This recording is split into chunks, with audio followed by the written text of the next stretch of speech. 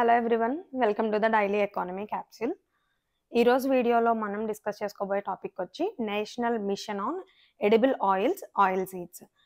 ఈ మిషన్ని ఆల్రెడీ క్రితం గవర్నమెంట్లోనే స్టార్ట్ చేసి ఉన్నారు.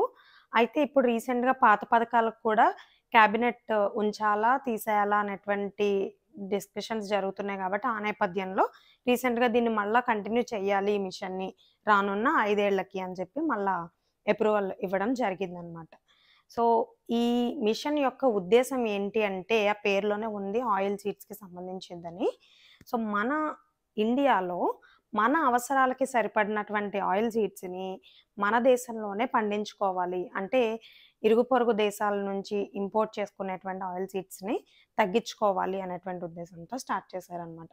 ఎందుకంటే లాస్ట్ ఇయర్ లెక్కల ప్రకారం అంటే 22, 23 లెక్కల ప్రకారమే చూసుకున్నట్లయితే ఏటా మనం ఇంచుమించుగా మన దేశంలో వాడకంలో ఉన్నటువంటి ఆయిల్ ప్రొడక్షన్‌లో 57% పక్క దేశాల నుంచే ఇంపోర్ట్ చేసుకుంటున్నాం అనమాట.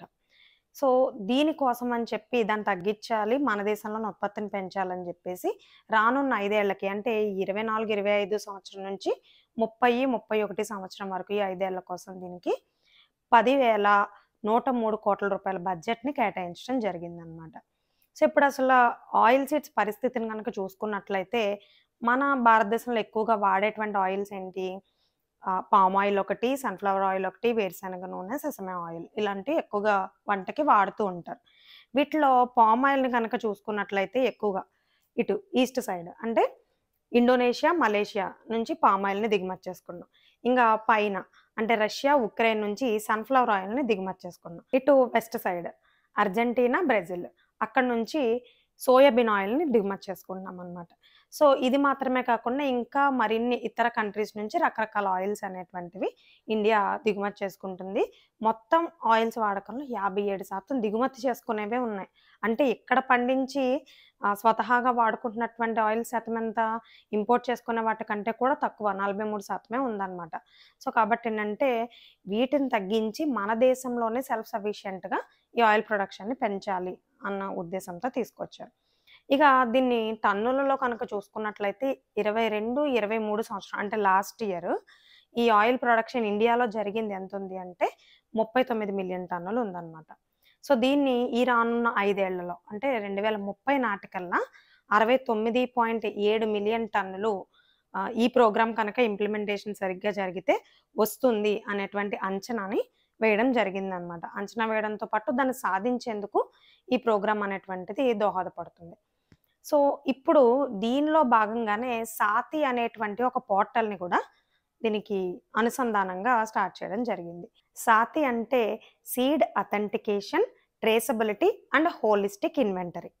సో, ఈ పోర్టల్ ద్వారా ఏంటంటే ఎవరైతే సీడ్స్ తయారు చేసేటువంటి వ్యాపారస్తులున్నారో, సీడ్స్ అమ్మకందారులున్నారో వాళ్ళని, సీడ్స్ కొనుక్కునేటువంటి రైతుల్ని, వ్యవసాయదారులని వీళ్ళిద్దరిని కూడా డైరెక్ట్‌గా కనెక్ట్ చేస్తుందనమాట ఈ పోర్టల్.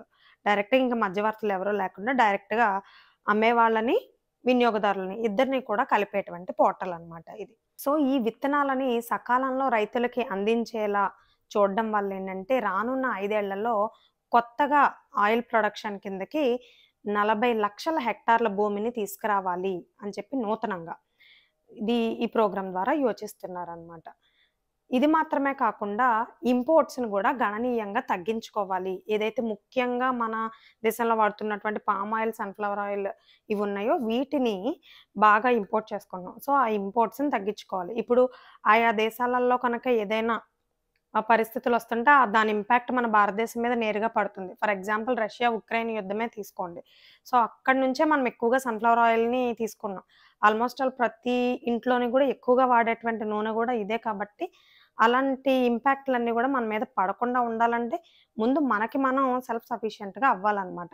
సో, ఇదంతా కూడా ఆత్మనిర్భర భారత్‌లో భాగంగా ప్రతి రంగంలోని కూడా వ్యవసాయం మొదలుకొని ప్రతి రంగంలోని కూడా ఆత్మనిర్భర్ అంటే ఏంటి? సెల్ఫ్ సఫిషియన్సీని సాధించడం, సెల్ఫ్ రిలయన్స్‌ని సాధించడం అనే ఉద్దేశంతో వీటిని తీసుకురావడం జరుగుతుంది. సో, ఇంకొకటేంటంటే ఈ సాతి పోర్టల్ ఈ మిషన్‌లో భాగంగా తీసుకొచ్చినటువంటి ఇంకొక అంశం ఏంటి అంటే, దేశవ్యాప్తంగా ఈ సీడ్స్ సకాలంలో అందించడానికి 65 సీడ్ హబ్బుల్ని ఏర్పాటు చేస్తారు. అదేవిధంగా 50 సీడ్ స్టోరేజ్ యూనిట్స్ని ఏర్పాటు చేస్తారు. 600 వాల్యూ యాడెడ్ క్లస్టర్స్ని ఏర్పాటు చేస్తారనమాట. సో ఇవన్నీ కూడా రానున్న 5 ఏళ్లలో విడతల వారీగా క్రమంగా ఏర్పాటు చేయాలన్నది లక్ష్యంగా పెట్టుకున్నారు. సో మరిన్ని వీడియోల కోసం అయితే ఛానల్ అయితే సబ్స్క్రైబ్ చేయండి. డైలీ క్వశ్చన్ ఇస్తున్నాను, దీనికి తప్పనిసరిగా ఆన్సర్ అయితే పెట్టండి, ఎందుకంటే మీకు బాగా గుర్తుంటుంది.